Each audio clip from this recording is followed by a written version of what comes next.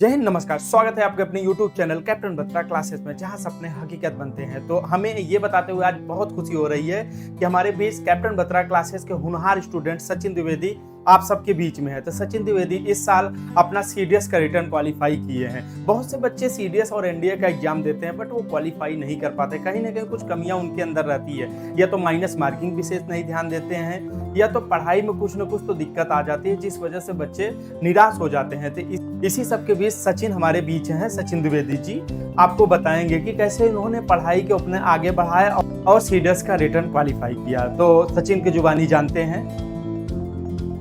जैसा कि सर ने बताया कि एग्ज़ाम में हमेशा टाइम मैनेजमेंट बहुत ज़्यादा ज़रूरी होता है, क्योंकि निगेटिव मार्किंग हमारा जो अच्छा स्कोर हम करके आते हैं उसमें भी कहीं ज़्यादा प्रॉब्लम क्रिएट करता है। तो टाइम मैनेजमेंट करने के साथ साथ हमको ये देखना ज़रूरी होता है कि निगेटिव मार्किंग अगर जो क्वेश्चंस हमको नहीं आ रहे हैं उसको हम ना अटेम्प्ट करें, जितना आ रहा है उतना ही करें।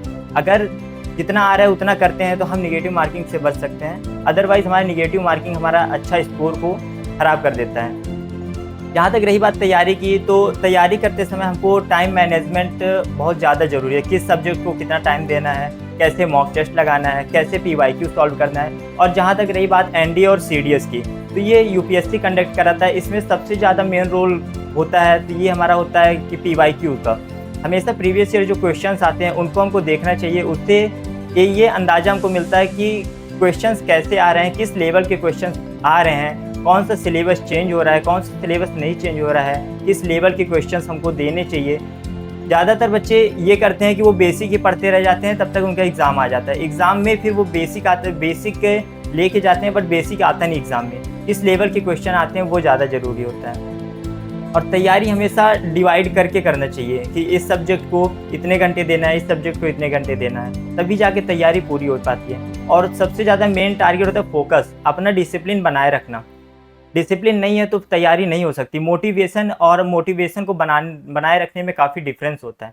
मोटिवेशन थोड़ी देर के लिए आता है, पर मोटिवेशन को अगर बनाए रखते हैं तो तैयारी बहुत अच्छे तरीके से हो जाती है।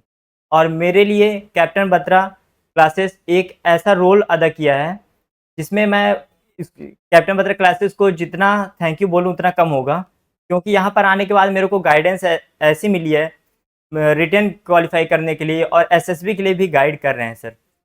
विनोद सर का बिहेवियर काफ़ी अच्छा है, क्योंकि उनके द्वारा एसएसबी गाइडेंस में मेरे को नहीं लगता कि अगर वो गाइड कर रहे हैं तो कोई भी एसएसबी अनक्वालिफाई हो सकता है।